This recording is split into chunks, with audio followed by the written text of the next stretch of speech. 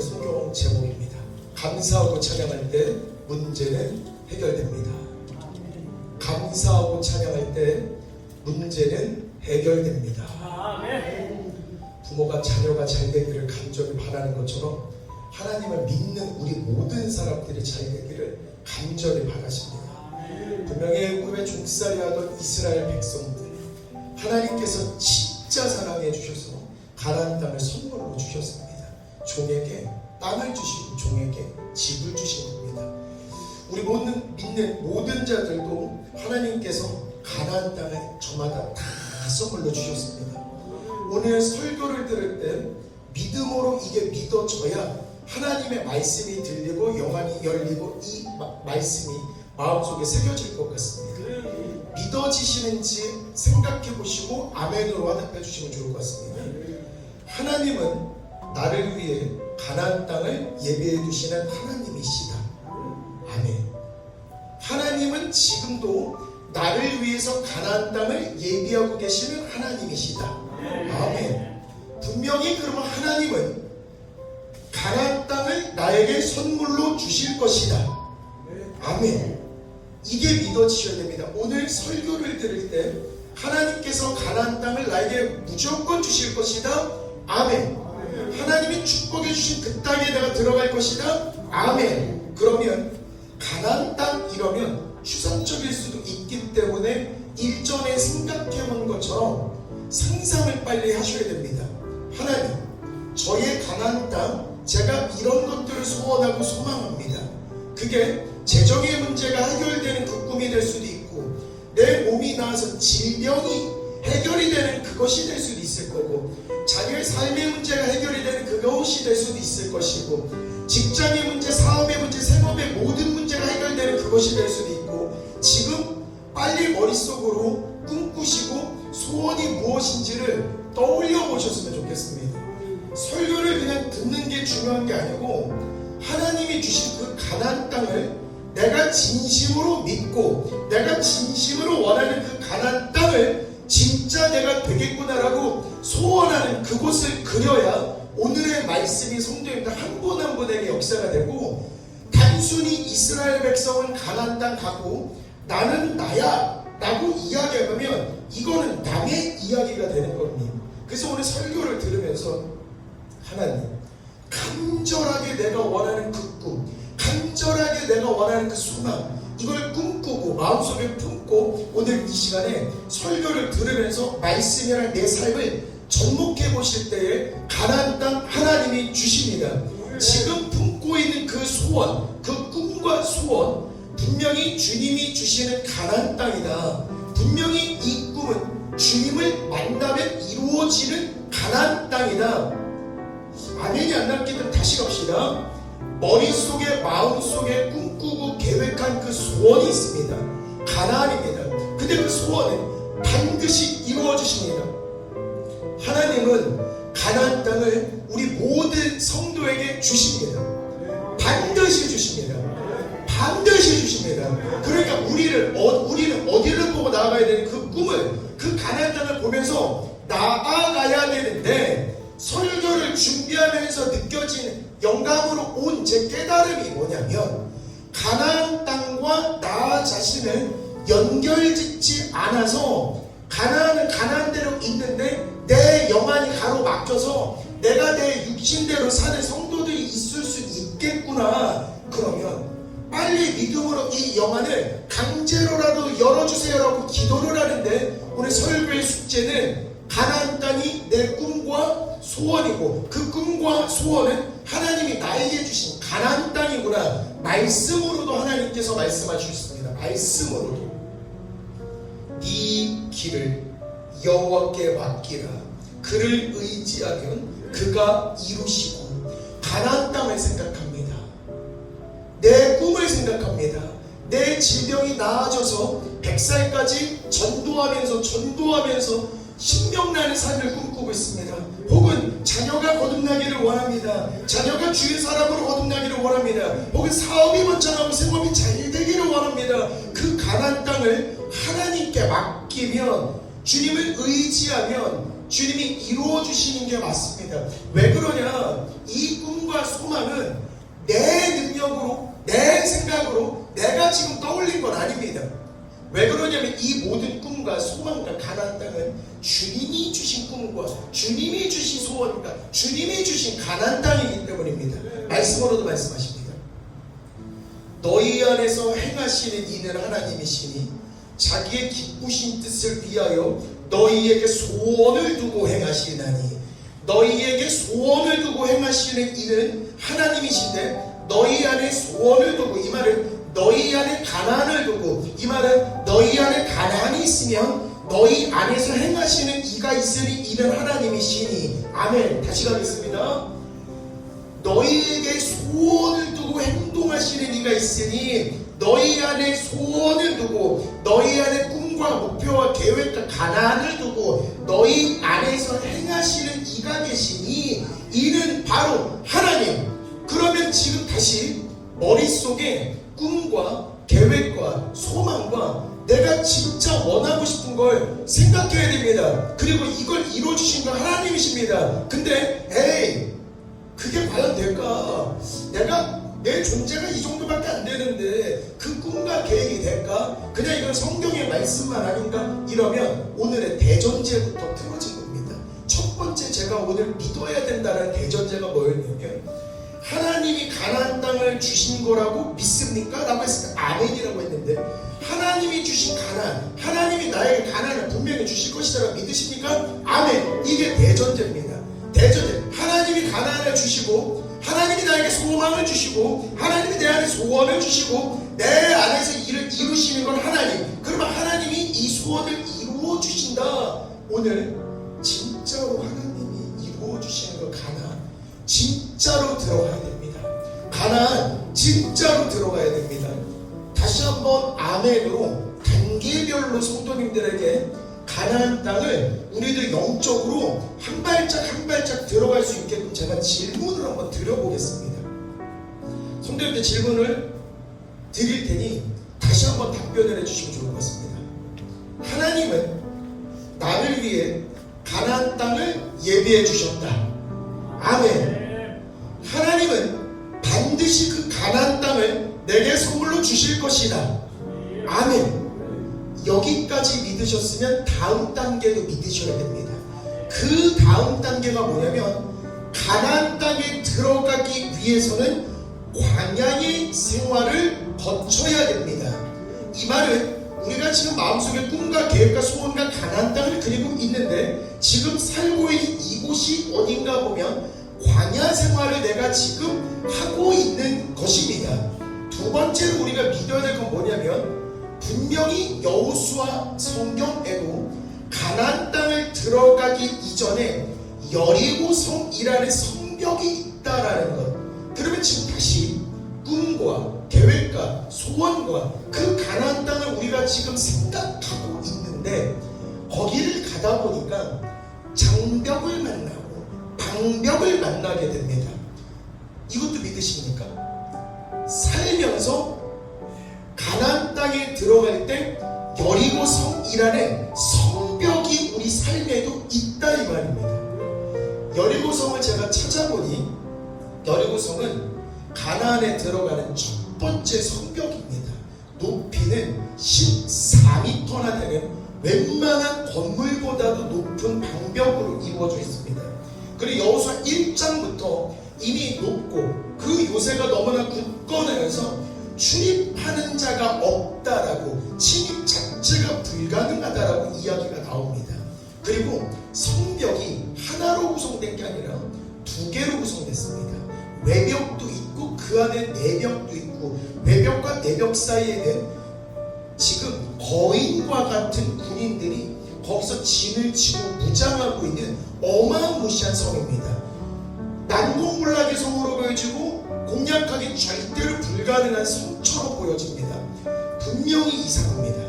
하나님이 주신 가나안 땅이고 이제 근처까지 다 왔고 이제 여리고 성 문 앞에 탁 나왔는데 가나안에 들어가기가 힘듭니다. 왜 그러냐면 여리고성이라는 엄청 큰 장벽이 이 내 앞을 지금 가로막고 있다 이 말입니다. 우리 인생에서 쉽지 않다. 인생에서 이거 못 이기겠다, 이거 극복하기 힘들겠구나 하는 모든 문제들이 우리 삶에서 드러나는 여리고성과 같습니다. 근데 분명한 건 이게 하나님의 축복의 원리, 이게 하나님의 가나안 땅의 원리입니다. 무슨 말이냐면 여리고성이 보였다 이 말은 그 건너에 가나안 땅이 있다라는 겁니다. 다시 우리가 가나안 땅 하나님께서 나에게 주신 줄을 믿습니까? 아멘. 그리고 분명히 그 가나안 땅 주실 줄 믿습니까? 아멘. 그러면 그 가나안 땅에서 우리가 지금 광야와 같은 생활, 우리가 사회생활을 하고 신앙생활하는 모든 것들이 광야 생활인데 이 광야 생활 지금 성도님들이 잘 버티고 계십니다. 그리고 주일 성수를 하기 이게 온 것도 지금 광야에서 잘 버티고 있다라는 말씀입니다. 그런데 세상에 나가서 다 보니까 늘 신실하고 늘 감사하고 늘 기분 좋은 일만 있는 게 아니라 여기를 봐도 여리고성이 터질 때가 있고 여기를 봐도 여리고성, 저기를 봐도 여리고성, 이 문제는 못하겠구나, 이 문제는 해결을 못하겠구나 하는 여리고성과 같은 문제가 있다. 그런데 하나님의 축복의 원리, 가나안의 원리는 딱 하나입니다. 뭐냐면 세상의 문제를 만났다, 여리고성을 만났다, 이 말은 가나안의 근처에 왔구나. 광야도 다질한 겁니다. 이제는 어떤 문제를 팍 만나면 믿음으로 이걸 부술 때 내 삶은 가나안이 펼쳐지는 겁니다. 내 삶은 가나안이 펼쳐지는 겁니다. 여리고성을 넘기 전후가 완벽하게 달라지는 겁니다. 그렇기 때문에 오늘 진짜 중요한 건 성경적 기반으로 여리고성을 어떻게 무너뜨리느냐, 세 가지를 알려드리겠습니다. 성도님, 이거 세 가지는 꼭 지키셔야 됩니다. 삶에서 여리고성을 만났을 때 우리가 지켜야 될 세 가지는 여호수아에는 딱 세 개입니다. 순종, 감사, 찬송. 다 쉽다라고 생각하는데 이게 쉬운지 오늘 성경적으로 한번 봐보도록 하겠습니다. 여리고성을 딱 만나고 하나님께서 여호수아에게 어떻게 이 여리고성을 함락시킬 수 있는지 말씀을 해주셨습니다. 하나님이 목양교회에 하고 싶은 말씀이 많이 있습니다. 설교를 통해서 목양교회를 위해 말씀을 주시듯 여리고성을 위해, 그 여리고성을 무너뜨리기 위해 여호수아에게 말씀을 주셨습니다. 특별한 전략을 주셨습니다. 근데 이게 말도 안 되고 사람들의 생각과는 좀 다릅니다. 왜 그러냐면 벽이 있으면 벽을 부딪히거나 허물거나 전쟁에서 빼앗거나 해야 되는데 6일 동안 그냥 나팔 불면서 돌기만 하라고 합니다. 그냥 돌라고만 합니다. 7째 날에는 심지어 7바퀴 돌으라고 이야기합니다.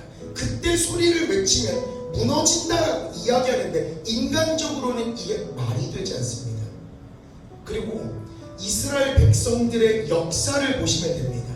먹을 게 없어도 불평하고 마실 게 없어도 불평하고 모세가 기도를 오래 해도 불평하고 불평의 민족입니다. 불평의 민족. 근데 이상합니다. 불평의 이 민족이 광야 동안에 그렇게 수많은 불평을 하고 수많은 주님을 원망하고 벌도 받고 했던 그 이스라엘 백성이 여리고성 앞에서는 그 어떠한 불평도 하지 않았다라고 성경에는 불평이란 말 자체가 없습니다. 이스라엘 백성들은 알았던 겁니다. 지금이 축복을 받기 바로 직전이구나. 이 엄청난 삶의 문제에서 믿음이 있는 사람들은 그래도 모세에게 훈련을 받고 여호수아에게 훈련을 받아서 그런지 이스라엘 백성들은 믿음이 있었던 겁니다. 삶의 힘든 문제 앞에서 지금이 기회구나, 이것만 넘기면 내 삶의 가나안 땅이 펼쳐지겠구나, 믿음으로 따라야 되겠구나, 순종했던 겁니다. 여리고성을 무너뜨리는 첫 번째 비결은 다른 거 없습니다. 순종. 숨이 턱 막히는 순간에서 순종. 순종을 하는 게 뭐냐, 힘든 순간에 주님을 바라보고 기도할 뿐, 주님께 의지할 뿐, 나의 의를 드러내지 않는 그것이 순종입니다. 분명히 여호수아가 이스라엘 백성에게 뭐라고 명령을 하냐면 너희는 외치지 말며 너희 음성을 들리게 하지 말며 너희 입에서 아무 말도 내지 말라. 다시 말씀드립니다. 힘든 광야 생활 끝에 가나안에 당도했는데 바로 가나안일 줄 알았더니 가나안 바로 앞문에 여리고 성벽에 가로막혀 있는 상황입니다. 불평의 전문가였던 이스라엘 백성들을 여호수아는 알았던 겁니다. 그러니까 그 지금 백성들에게 여호수아가 이야기하는 건 뭐냐면 삶의 문제에 만났을 때 이 여리고성 앞에 있을 때에 너희는 외치지 말며 너희 음성을 들리게 하지 말며 너희 입에서 아무 말도 내지 말지니라. 문제 앞에서 아무 말도 하지 않는 게 중요합니다. 분명히 아무 소리 내지 않고 제사장의 나팔 소리에 맞추어서 그 문제를 한 바퀴 도는 게 중요합니다. 이걸 현대식으로 번역을 하면 찬양 가운데 나팔 소리가 들린다, 이 말은 찬양 가운데 아무 말도 하지 않고 순종하면서 뒤를 따라간다라는 건 제사장을 바라보는 거고 여호와를 바라보는 거, 여호수아를 바라보는 거, 하나님을 의지하는 겁니다. 하나님을 의지하는데 입으로는 말하지 않습니다. 하지만 내 삶에는 문제는 여전히 있습니다. 문제를 두고 계속 기도하는 겁니다. 기도하는 동안에 내 시선에 주목할 필요가 있습니다. 내 눈앞에는 지금 여호수아라는 리더가 있습니다. 그 앞에는 지금 여리고성이라는 장벽과 방벽이 있습니다. 문제는 분명히 있는데 그 앞에서 이야기하지 않고 나팔에 맞춰서 순종하는 마음으로 제사장을 따라가는 겁니다. 뭐 하면서? 기도하면서 그렇기 때문에 오늘의 말씀, 너희는 외치지 말며 너희 음성을 들리게 하지 말며 너희 입에서 아무 말도 내지 말라. 이 말은 여리고성을 무너뜨리는 첫 번째 명령이기 때문에 가나안을 진정으로 들어가기를 원하는 자가 있다라면 여리고성을 보았을 때 입을 조심하는 것 아주 중요합니다. 여호와의 궤를 따라서 성벽을 돈다. 이 말은 주님께 시선을 고정하면서 그 문제를 두고 지속적으로 기도를 하는 겁니다. 하루도 안 되면 이틀, 이틀이 안 되면 3일, 여호수아 기점으로는 6번 엿새를 계속해서 도는 겁니다. 그리고 너희 모든 군사는 그 성을 둘러 성 주위를 매일 한 번씩 돌되 엿새 동안 그리하라. 잘 들어보십시오. 아주 놀라운 성경적 원리입니다. 모든 군사는 그 성을 둘러 성 주위를 매일 한 번씩 돌되 엿새 동안을 그리하라. 여기서 제일 중요한 게 뭐냐? 매일 한 번씩 돌되, 매일 한 번씩 돌되. 두 가지의 진리가 숨어져 있습니다. 뭐냐면 문제가 있는데도 불구하고 기도를 하지 않는 것도 죄입니다.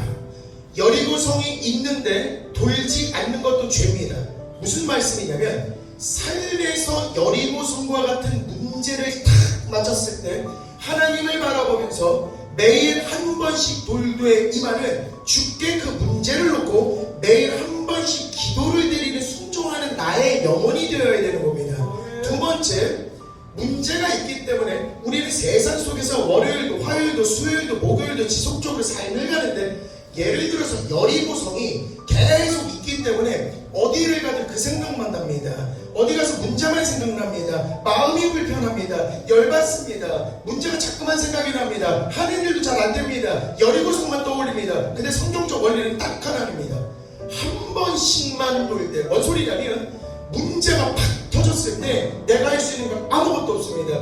이때는 주님께 시선을 고정하고 이 문제를 위해서 아침에 혹은 점심에 한번 그 여리고성을 도는 겁니다. 그리고 주님께 맡겨두고 나는 뭐 하냐 라고 이야기하면 가서 쉬라 그랬습니다. 분명히 여호수아는 매일 한 번씩 돌고 엿새 동안을 그리하는데 한 바퀴 돌고 나서는 뭐 하냐면 처소에서 쉬라고 그랬습니다. 뭔 소리냐면 여리고성의 문제는 너희들의 문제가 아니야. 여리고성의 문제가 우리 성도들의 문제가 아니구나. 어떤 꿈을 이루는 데 있어서 장벽이 있는 건 분명하다. 근데 그건 내 힘으로 할 수는 없다. 허나 어떤 문제가 터졌을 때 그 문제를 마음에 두고 6일 동안 주님 바라보면서 기도를 했다라면 주님께서 일하실 분, 나는 저소에 들어가서 한 번을 돌았기 때문에 나의 삶의 일에 집중을 하는 겁니다. 삶의 일에 집중을 할 때 일하시는 이는 누구시더라? 하나님. 하나님이 일하시는 겁니다. 그렇기 때문에 어떤 문제가 있을 때에 입을 팍 닫고 주님 바라보면서 기도를 하면서 여호수아 따라가는 겁니다. 따라가는 겁니다. 매일 몇 번씩? 한 번씩만 기도하면 됩니다. 한 번씩 주께 맡기고 주님께서 분명히 일하시고 주님께서 분명히 해결해 주신다는 믿음이 있다라면 삶에서 평안함을 누리면서 내 삶의 일에 집중을 하는 게 성경적인 원리다. 두 번째, 여리고성을 무너뜨리는 비결. 첫 번째가 순종입니다. 입을 닫는 순종, 그리고 주님을 바라보는 순종, 그리고 내 의지대로 하지 않습니다. 주님 따라가는 순종. 절대로 내 의지는 드러나지 않는 나의 순종. 두 번째가 뭐냐? 감사해라. 감사해라. 두 번째는 감사하는 겁니다. 두 번째는 감사하는 겁니다. 이스라엘 백성들은 불평, 불만이 많았던 민족이었습니다. 근데 여리고성 앞에서의 이스라엘 백성들을 생각해보면 그 어떠한 불평도 하지 않았습니다. 그 어떠한 불평도 하지 않았습니다. 알았던 겁니다. 이때 감사하고 이때 잘해야 이거 무너져서 내가 들어가겠구나라는 축복의 냄새를 맡은 겁니다. 이때 감사해야 됩니다. 하나님의 약속을 믿고 이미 성이 무너진 것처럼 기쁨으로 행동해야 됩니다. 내가 감사하고 감사해야 됩니다. 근데 한 달 내내 감사를 말씀드렸지만 감사만큼 쉬운 게 없다. 감사만큼 어려운 게 없습니다. 작정하지 않고 내가 작정해서 감사해야지 결정하지 않고 감사가 그냥 막 나오지 않습니다. 근데 진짜 감사해야 됩니다. 왜 그런 사무엘상에 순종이 제사보다 낫고 듣는 것이 순양의 기름보다 나으니, 순종하는 게 제사보다 낫다는 소리는 순종도 믿음이란 소리고 불평하지 않는 것도 믿음이란 소리고 여리고성을 보고 입을 닫는 그 순종도 믿음이고 찬양을 들으면서 감사하는 마음으로 그 문제를 돌 때에 이 문제를 주님께서 일해 주실 거다라는 그 믿음이 올 때 감사가 오는 겁니다. 다시 두 번째 감사라고 이야기하는데 에이 감사 그냥 하면 되지. 감사는 그냥 하는 게 아닙니다. 성도님들 머릿속에 다시 한번 생각해보면 가나안 땅이 있습니다. 오늘 가나안 땅을 잠깐만 내가 이루고 싶은 삶의 그 꿈과 소원을 생각하셔야 됩니다. 이거 이루어지는 거 맞습니다. 제가 이루는 게 아니라 하나님께서 분명히 이루어주시는데 자꾸만 남의 이야기로 들으면 내 삶에서 역사가 일어나지 않는 것을 이번에 강하게 느꼈던 겁니다. 그러니까 가나안 땅 다 있고 내 꿈과 소원을 하나님께서 넣어주셔서 내가 지금 품게 만들어주셨는데 가나안 땅 앞에 여리고성이 있습니다. 여리고성이 있으니까 얼마나 힘들겠습니까? 그런데 이거 내가 기도하고 주님 바라보면서 항목하고 기도로 주께 맡길 때에 이 성은 무너질 것이다. 이 성은 무너질 것이다. 그게 믿어질 때 뭐가 나오면 감사가 나온 겁니다. 그래서 감사는 이미 받을 거라는 게 믿어질 때 나오는 겁니다. 그리고 예수님도 감사 기도를 할 때 기적이 임했습니다. 성경 말씀에 오병이어의 기적을 보면 한글 성경도 은혜롭지만 영문 성경에 기적의 단계가 고스란히 나왔습니다.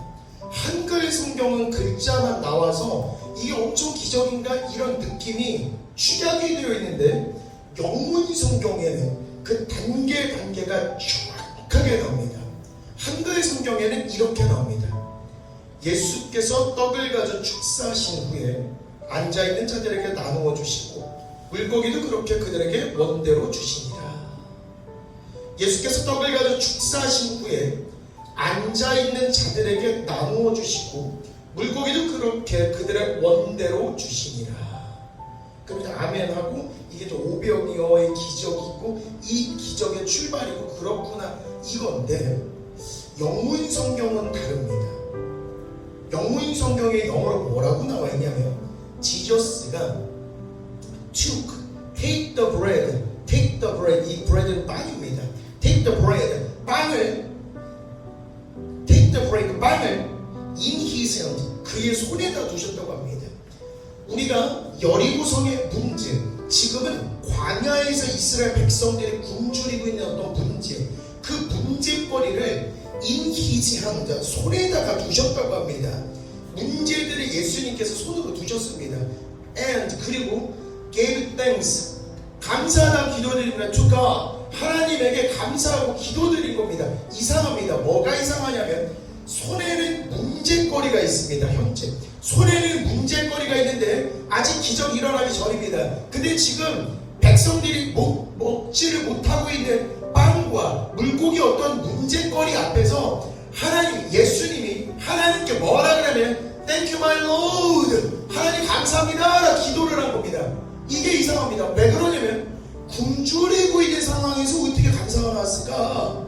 분명히 아무도 먹은 바가 없습니다. 빵을 먹은 사람도 아무것도 없고 지금 물고기를 입에 댄 사람들도 없습니다. 그 문제거리는 지금 예수님 손 안에만 있는 겁니다. 그런데 예수님 본인은 아무도 빵을 안 먹고 아무도 물고기를 안 먹었는데 처음부터 뭐 하셨냐면 이 문제를 두고 하나님께 감사 기도를 드릴 때에 기적이 시작이 됐구나. 그 다음 중에 뭔 줄 아십니까? He passed the bread, passed the bread, passed the bread, passed the bread. 빵을 나눠주니, 빵을 나눠주니, 빵을 나눠주니. 아멘 안 나눴기 때문에 제가 발음이 안 좋았던 것 같습니다. 내가 발음이 안 좋았구나. 다시 하겠습니다. 어떤 문제를 가지고 이 문제를 가지고 하나님께 일단 감사를 드린 겁니다. 기도를 드렸다 뭐 했다가 아니고 정확하게 뭐라 그러면 gave thank you, gave thank you. 하나님 감사만 드릴 겁니다. 아무것도 없습니다. 지금 하나님 감사. 근데 문제가 있습니다. 손에 문제. 아무도 못 먹고 지금 배도 고프고 물고기도 없고 빵도 없고 아무것도 못 먹는데 달랑하나 빵 조금 물고기 조금 있는 겁니다. 5,000명 이제 다 나만 먹어 있는 겁니다. 근데 그걸 보면서 감사합니다라고 주께 드릴 때에 그 감사 뒷부분부터 뭐가 나오냐? Pass the bread to the people. Pass the bread, pass the bread, pass the bread to the people. 사람들에게 나누어 줍니다. 근데 더 놀라운 건 하나님께서 did the same with the fish. 똑같이 하셨답니다. 빵에도 이렇게 하시고 물고기에도 이렇게 하시고 did the same, 똑같은 행동을 하셨고, 이게 무슨 말씀이냐면 빵에 문제가 생길 수도 있고 물고기의 문제가 생길 수도 있고, 바꿔서 질병의 문제가 나오면 did the same with my 질병. 똑같은 행동을 하는데 나의 재정을 위해서, 똑같은 행동을 하는데 나의 건강을 위해서, 똑같은 행동을 하는데 교회 부흥을 위해서, 내 사업의 문제를 위해서, 가정의 문제를 위해서, 자녀의 문제를 위해서, 생업의 문제를 위해서 똑같이 하는 겁니다. 이 문제를 손에다 두고 하나님, 제 몸이 불편합니다. 하나님, 내 자녀가 일이 잘 안 됩니다. 하나님, 사업의 문제가 잘 안 됩니다. 하나님, 내 생업이 참 녹록하지 않습니다 라고 내 손에다 둔다는 소리는 손을 모으고 기도를 하는 겁니다. 그리고 기도를 할 때 우리는 나 자신을 생각하지 않습니다. 왜 그러냐면 주께 바짝 엎드려서 주님을 바라보기 때문에 여리고성 앞에서 여호수아를 따라가는 이스라엘 백성이 되는 겁니다. 거기서. 그래서 이 문제를 간절히 기도를 드리면 이 문제거리는 분명히 하나님께 드리는데 조건은 나 어떡하죠가 아니라 기도를 딱 드리고 나서 감사를 드리는데, 이 감사를 드리는 게 뭐냐면 이미 그 문제를 해결하시는 주님이 내 편이라는 걸 굳게 믿을 때 뭐가 나오는 거예요? 감사가 나오는 겁니다. 다시 어떤 문제가 있습니다. 몸이 아프고 질병이 있고 자녀의 문제, 가정의 문제, 사업의 문제, 모든 문제가 생기는데 이거를 기도만 하면 하나님께서 해결해 주신다라는 그 믿음이 확 올 때 그때 감사가 나오는데, 감사할 때 성경에서는 pass the bread라고 이야기하니까 빵의 문제는 해결이 되는 거고, pass the fish라고 하니까 물고기의 문제도 해결이 되는 거고, 이 말은 질병의 문제도 해결, 재정의 문제도 해결, 삶의 모든 문제가 해결이 되는 겁니다. 그렇기 때문에 진짜로 감사가 엄청난 능력이구나. 감사가 믿음이고 믿음이 감사입니다. 진짜 믿음 좋은 사람들은 감사가 많습니다. 감사할 때 하나님은 분명한 건 일을 이루십니다. 세 번째, 여리고성을 무너뜨리는 비결 세 번째. 첫 번째는 순종할 것. 여리고성 앞에서 순종할 것. 입을 함구하고 기도하면서 주님 따를 것. 두 번째는 여리고성 앞에서 감사할 것. 감사한다는 소리는 문제를 주님이 해결해 주신다는 믿음에서 나오는 게 감사. 세 번째, 일이 이루어지는 거의 끝은 찬송입니다.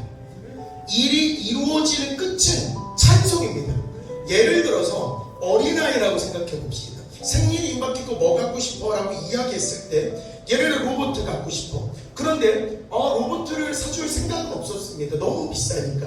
예를 들어서 조그만한 그냥 과자를 사줘야 되겠구나 생각을 했었는지도 모릅니다. 부모는. 근데 로봇가 갖고 싶어? 로봇을 사줄게라고 예를 들어서 아이가 믿고 얘가 너무 기뻐해서 친구들한테 자랑하는 자녀를 생각해 보시면 좋을 것 같습니다.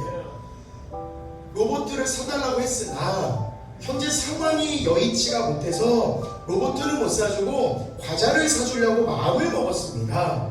근데 부모가 자녀를 보는데 로봇을 사달라고 이야기를 했고 나의 상황은 분명히 로봇을 사줄 여력은 안 돼서 과자를 사주려고 했는데 이 자녀가 로봇가 생김을 너무 기뻐해서 어린이집에 가가지고 칭찬도 하고 자랑도 하고 친구들에게 나 로봇 생긴다고 너무나 기뻐 춤추는 모습을 부모가 생각한다라고 생각해보면 부모 입장에서는 내 먹을 거 조금 덜 쓰더라도 삶에서 나갈 거 조금 덜 쓰더라도 분명히 그 로봇을 사줘야 되겠구나라고 생각을 할 겁니다.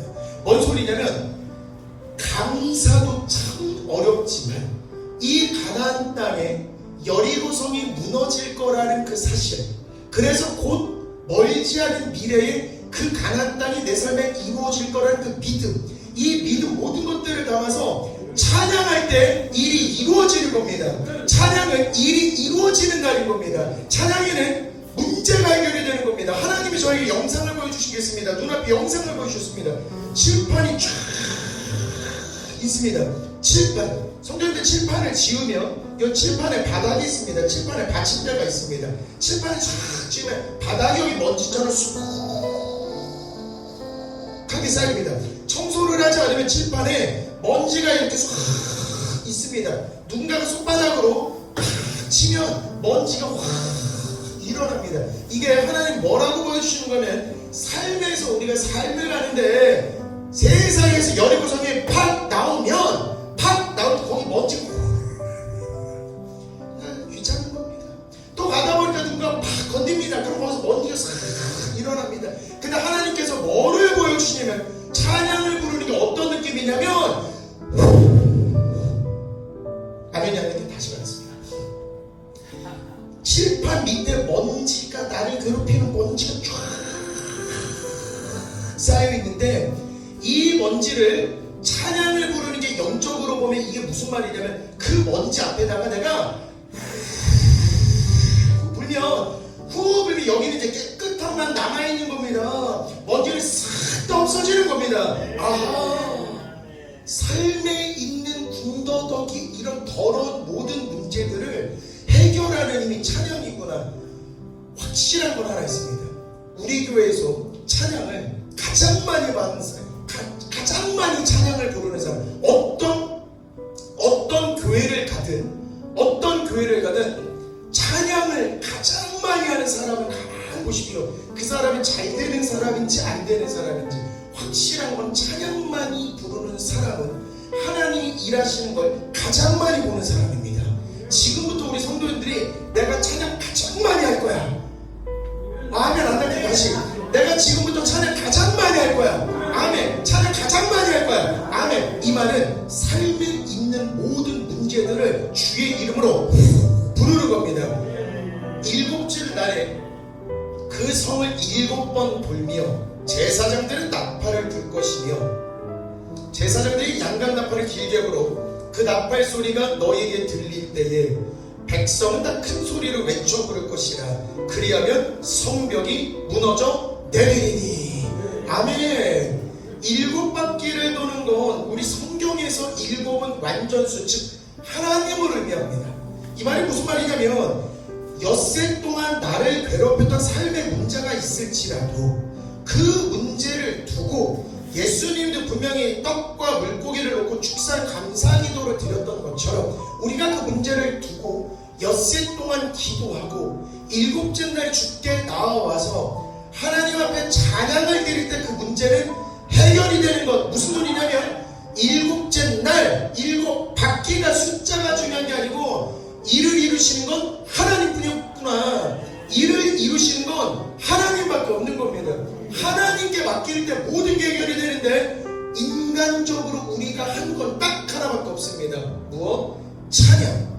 분명히 찬양 가운데 하나님께서 함께 하신다라고 말씀하셨습니다. 시편에 뭐라고 이야기하셨냐면 이스라엘은 찬송 중에 계시는 주여, 찬송 중에 계시는 주여. 우리가 찬양을 부를 때 주님께서 일하시는구나. 우리가 찬양을 부를 때 주님께서 역사하시는구나. 찬양을 부를 때 여리고성이 허물어지는 거구나. 그리고 바울과 실라에서도 분명히 하나님의 찬양의 힘을 보여주셨습니다.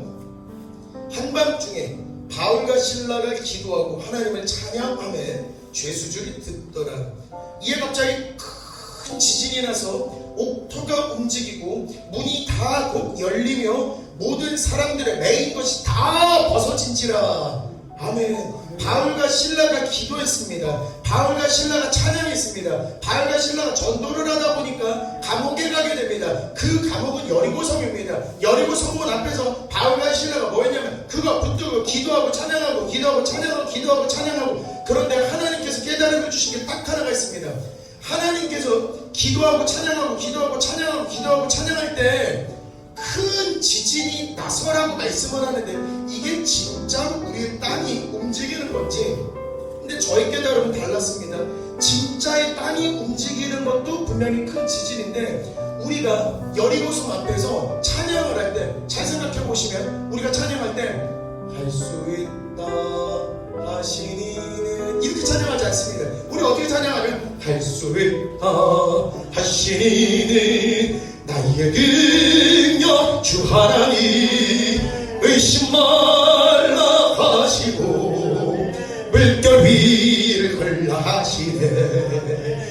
할 수 있다 하신 주, 할 수 있다 하신 주.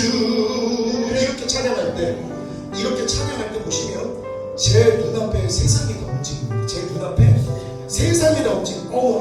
이게 무슨 말이냐면 찬양하고 기도할 때 진짜 내가 찬양하고 내가 기도할 때 왜 지진은 안 일어나는 거요? 아니 내가 찬양하고 기도하는데 왜 우리 땅은 가만히 있는 거요? 그치, 여기는 지진 안 일어나지. 한국이잖아. 여기는 한국이니까 지진이 안 일어날까? 이게 아니고 기도하고 찬양할 때 이미 내가 들썩였다는 소리는 하나님께서 일하실 게 얼마나 몸에 믿어지면 그게 몸이 들썩이겠습니까? 그러니까 내가 이렇게 움직일 때 비로소 옥문이 열리고 단순일이 변하고 그와 그 가정이 구원을 얻게 되는 겁니다. 그렇기 때문에 찬양을 진짜 많이 할 때 하나님이 일을 이루시는 거구나. 그렇기 때문에 우리가 찬양할 때 우리의 올가매는 우리의 질병의 문제는 떠나가게 되고 찬양을 할 때 가정의 모든 문제는 떠나가게 되고 찬양을 할 때 재정의 모든 문제는 떠나가게 되고 사업의 문제도 생업의 문제도 떠나가게 되는 겁니다. 그렇기 때문에 진짜 찬양 하나는 억시게 찬양해서 이 땅이 진동하게끔 찬양을 할 때 하나님께서 일을 이루어 주시는 것이구나. 그래서 우리 세 가지를 성도님들이 잊어주시면 안 됩니다. 절대로. 여리고성을 무너뜨리는 세 가지 비결. 이 여리고성만 무너지면 가나안 땅에 들어가는데 첫 번째 비결은 순종할 것. 문제는 분명히 터지나 그 문제 앞에서 입을 팍 막고 그것을 마음에 품고 기도하고 주님만 바라보는 것.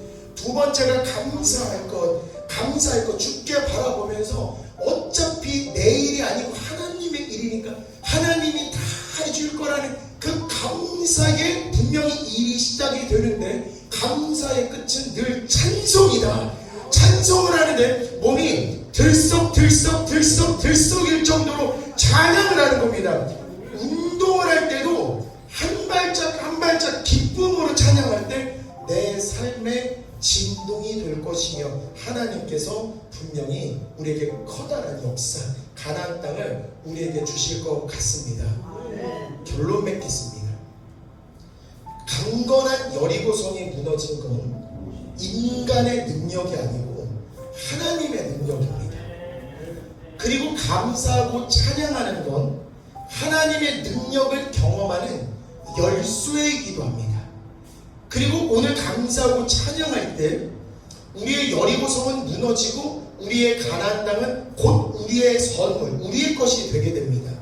그렇기 때문에 여리고성의 앞에서 여리고 성벽이 높다 하고 삶에서 커다란 문제를 만난다고 해서 좌절할 게 아니라 오늘 여리고성을 무너뜨리는 세 가지 방법에 그대로 기초해서 내 삶에 적용을 할 때 하나님께서 분명히 그 여리고성을 허물어 주시고 우리에게 가나안 땅을 선물로 주시리라 믿습니다. 아멘.